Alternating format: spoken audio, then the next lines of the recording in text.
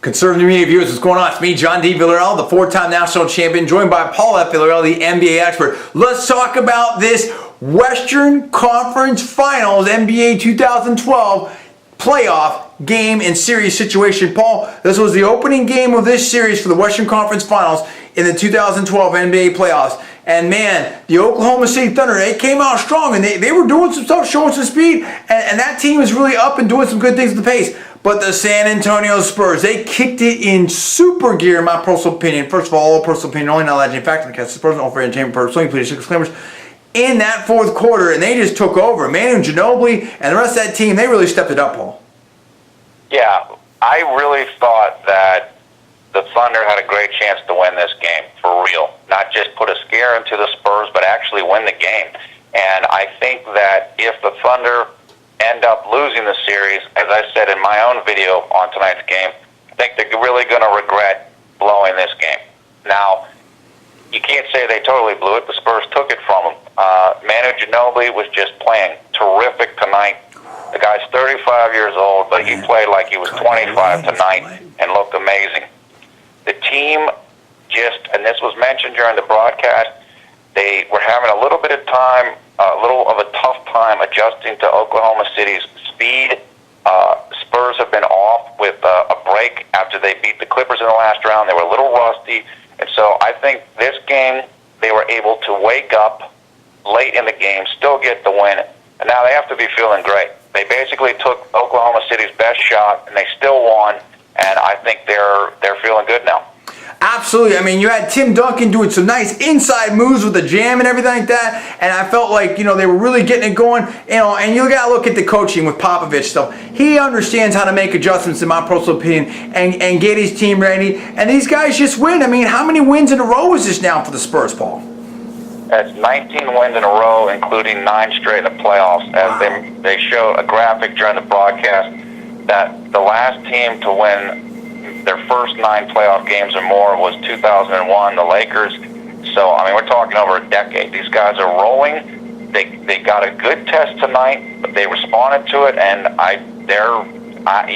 anybody's going to have a tough time beating them. Yeah, and now, of course, we're going to see the matchup between Miami and the Boston Celtics, but I believe that with this win tonight and the San Antonio Spurs, that they are in control of that series. It's early. OKC came out. They did their thing. And look, I want to see what happens when this game goes to Oklahoma, and Oklahoma has a home court advantage there, if you will, my personal opinion. And those fans at OKC really stack that situation up and give the support to Oklahoma City Thunder there at home. But at the same time, what the Spurs were able to do and the different gear they were able to hit, we've said it before, we'll say it again. I think we're going to end up seeing Spurs versus the Heat in the NBA Finals, Paul. That's right. I was just going to say that we picked this at the beginning of the playoffs, said Spurs versus Heat Finals. That's definitely what it's looking like right now. I'm not counting out the Thunder. Thunder played well. They played very well, so they have some confidence, but this got to be deflating for them. But the Spurs, they've been there. The core of the team are champions. They've got youth, guys like Kawhi Leonard and Danny Green. They just have a perfect blend of talent, and as deep as the Thunder are, and they're a very deep team, San Antonio's even deeper. I mean, all 12 of their guys can really play, so almost anybody can come in at any moment and contribute. You were mentioning the Thunder in the home court. In the last 11 games between these two teams in the last 3 years or so, San Antonio's 9-2 now, and that includes 4-1 on Oklahoma City's court. Now, the Thunder are playing better. They've put it together. They really look good tonight. They probably would have beaten almost any other team in the league, maybe any team. But the Spurs they're confident. They know they can beat the Thunder. And I just think this was a great game for them tonight. Yeah, I mean, to me, that's the big question in this series.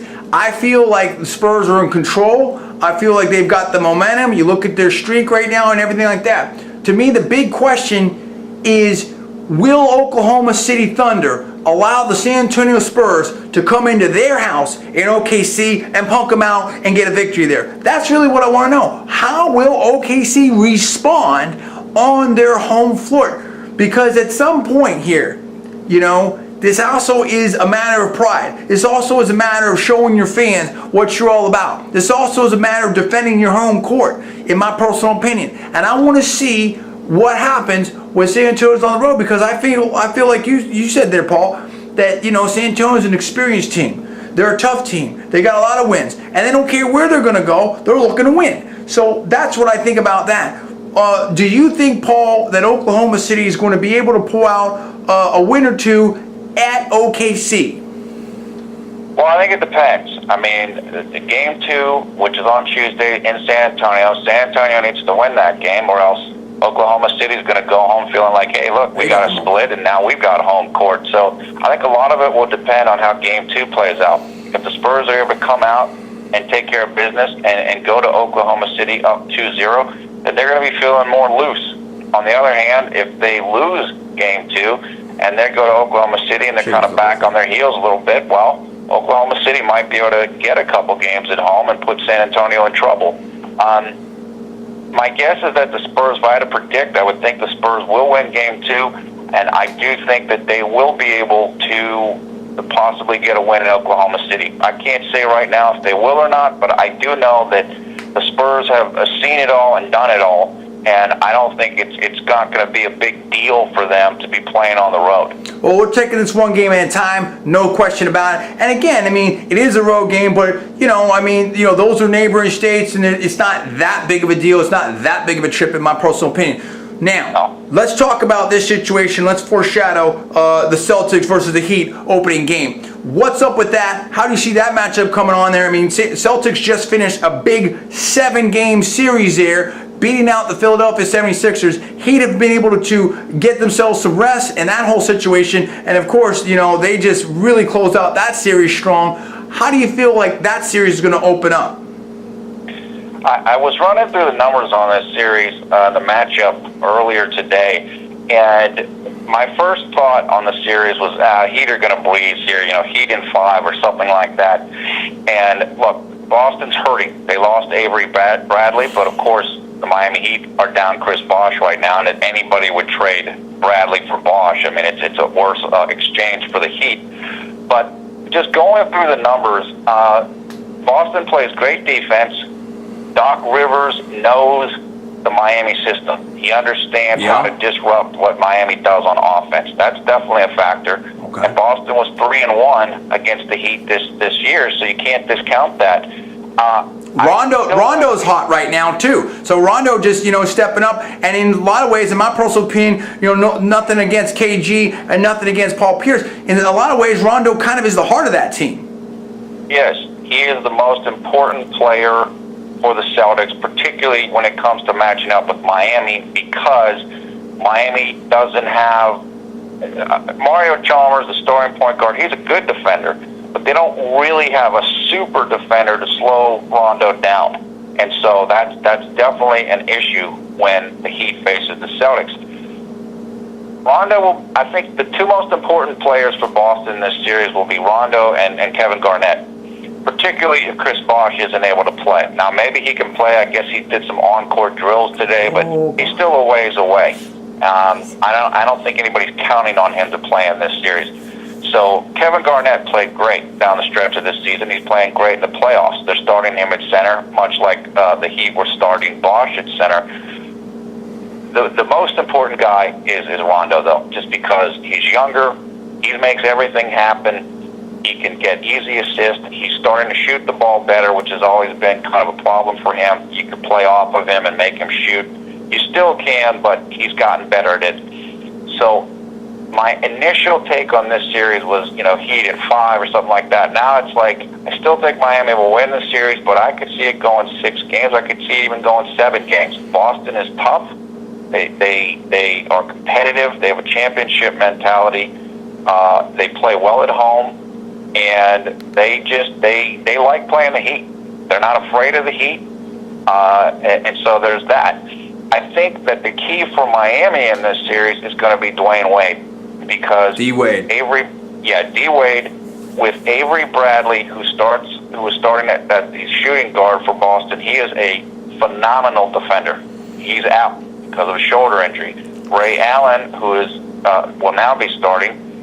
has bone spurs, I believe, in at least one of his ankles, and maybe both of them. So Wade should be pretty much unguardable in this series. They don't have anybody else that can match up with him, except maybe Mikhail Petrus, who is a very good defender, but Wade is shorter than him and should be able to get by him a little easier. So I think that for Miami, you have to be encouraged with the way that Wade played at the last 3 games of the Indiana series, and I think that you're going to see Wade having some big evenings, and I think he will be the most important player for the Heat in this series. Oh, I agree with you. And look, and I like the way the Heat played. I mean, I think they showed a lot of toughness, a lot of physicality against Indiana, and they won 3 in a row there. And when you saw time after time, whether it was Wade or LeBron splitting defenders, getting to the basket, making shots even when they were fouled for the and-1, that whole thing. And I think that Wade is doing a lot better after he got that knee drain and was able to kind of, get it going again after that one game where it was, he looked a little bit off, and then he was blowing up on the court, dude. I mean, the last game, what was that, 41 points? So I think that there's a lot of momentum and a lot of mental strength now for the Miami Heat. So I feel like, even though the Celtics may have had an edge in the regular season, I feel like they're facing a different Miami Heat now in the playoffs. I agree with that. This is a different team. We've talked about this in a previous video. Miami really got their wake-up call in Game 4 against the Pacers, because that was a game where they were down 2-1. It was in Indiana. If they went down 3-1, not only could that be pretty much the end of the series for the Heat in all probability, based upon NBA history and statistics of teams down 3-1, that could have been it for the Big Three. So they really were pressed in that thing. I think since then they found their moment after being pressured so much, and now they've just been cruising, and they've kind of hit a different gear. They've learned how to play without Chris Bosh. LeBron and Wade are playing great off of one another. So I do like Miami in this series, but I think for some of the Heat fans and some of the NBA fans, I think it's going to be tougher than you think it's going to be, but I do like where Miami is. What do you fans out there think? I want to hear from you right now. It's time for you to speak on this. We're talking NBA playoffs. We're talking San Antonio versus OKC. San Antonio, they did what they needed to do. They came back fourth quarter, got a big win tonight against OKC on San Antonio's home court. But we're also previewing this whole situation that's about to open up on the Eastern Conference Finals for the NBA playoffs, and that is Miami Heat versus the Boston Celtics, and that's going to come down. I think these are both exciting series here, and it's going to lead to the NBA Finals, where we're going to find out who the best in the NBA really is this year. So I want to know what you fans think about it right now. Paul, the NBA expert, has weighed on it. I've weighed in on it. I think San Antonio and the Heat are going to be there in the end, but I think these are both going to be very exciting series. So you tell us, what do you think about what happened tonight? You tell us what you think is going to happen in this series against the Heat versus the Celtics. Give us the comments below. Please subscribe above. I'm John D. Villarreal, the 4-time national champion. That is Paul F. Villarreal, the NBA expert. If you haven't, again, we'll remind you, if you haven't checked it out, make sure you check out Paul's report and analysis on that San Antonio game, where he broke down the situation and gave you what he thought as the NBA expert on that whole situation. And of course, we'll have our reaction videos to that Miami Heat versus the Boston Celtics series. I think that's going to be very exciting, so stay tuned for that. For Conservative Media, I'm John D. Villarreal. That is Paul Villarreal, the NBA expert. Please rate this video up. Also, please post to your social networking sites. Thanks for watching. We'll see you next time.